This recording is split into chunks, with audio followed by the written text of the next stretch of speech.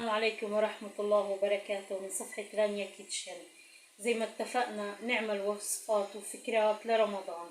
اليوم عنا طريقة عمل الفتوش، مقبل سهل وسريع جنب جميع الأكلات وبنحبه برمضان.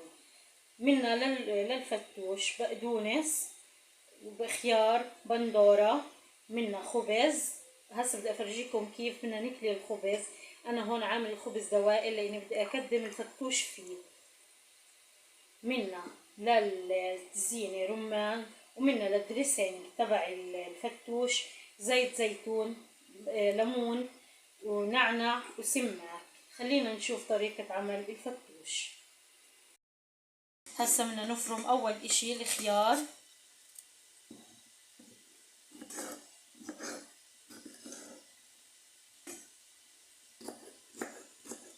لا تصغروا الفرمة، خلوها كبيرة شوية أطيب عشان تستمتعوا بطعم الخيار بالفتوش. خلينا نكمل باقي تقطيع الخيار، نشوف كيف بدنا نقطع البندورة. هسه بدنا نقطع البندورة، برضو البندورة مش كتير صغيرة ومش كبيرة كتير، وسط يعني التقطيع خلوه وسط. بعدين خلينا نشوف طريقة تقطيع البقدونس. هسه هون فرمنا البندورة والخيار. هسه بدنا نفرم البقدونس، خلينا نفرمه ناعم وبعدين نشوف طريقة عمل الدريسنج تبع الفتوش. هسه بدنا نعمل دريسنج الفتوش. عنا زيت الزيتون، عنا عصير حبتين ليمون،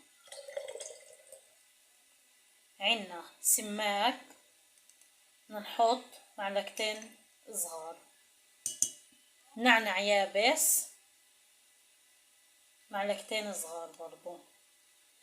طبعا بتحطوه على جنب الفتوش، بس يقدم المغرب بتضيفوه على الفتوش، على تتبيلة الفتوش. هيك صار الدريسنج معنا جاهز. خلينا نشوف كيف بدنا نتبل الفتوش بالدريسنج تبعنا. هسه بدنا نضيف البقدونس على البندورة والخيار اللي عنا.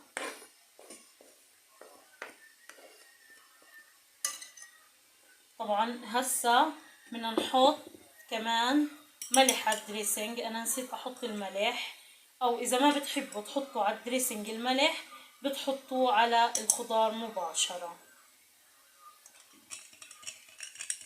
هيك صارت خضارنا جاهزة والدريسنج تبعنا جاهز. خلينا نشوف طريقة عمل تحميص الخبز.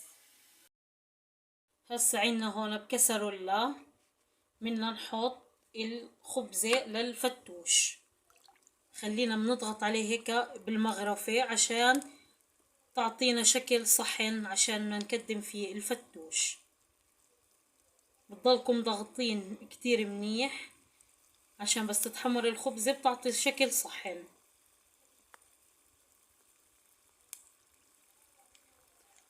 لازم يكون الزيت غزير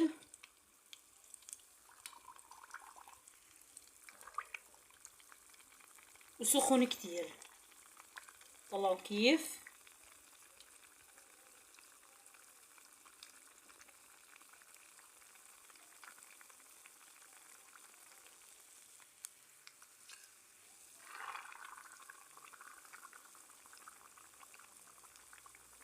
بتضلكم ضاغطين لتحت الخبزة عشان تاخد شكل الصحن.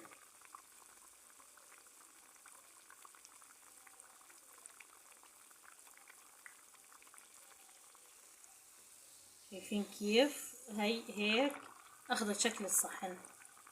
خلينا نشوفها بس تتحمر وخلينا نشوف طريقة تقديم الفتوش بصحن الخبز. هسه هون بدنا نبلش نطبق بالفتوش. انا عندي هون الخضروات بعد ما عملناهم. خلينا نحط عليهم نعناع يابس والسماك. السماك بيعطي طعم حموضة كتير طيب.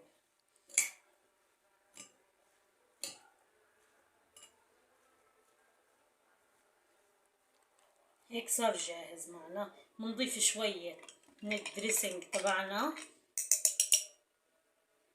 ريحة الدريسنج كتير رائعة. طبعا هاي خبزاتنا، طلعوا كيف صار شكلهم، كتير كتير حلو. بنحطهم صحن التقديم، بنحط الفتوش جواهم،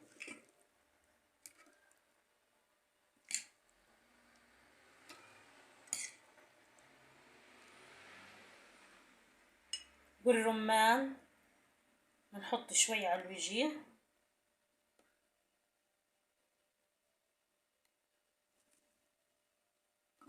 وبنحط بالصحن من تحت رمان.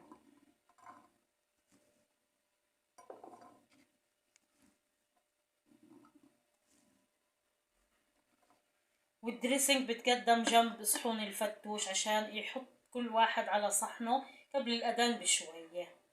خلينا نشوف الشكل النهائي للفتوش. هاي الفتوش عنا صار جاهز، صحون الفتوش وحواليهم اللؤلؤات من الرمان، حبات اللؤلؤ من الرمان.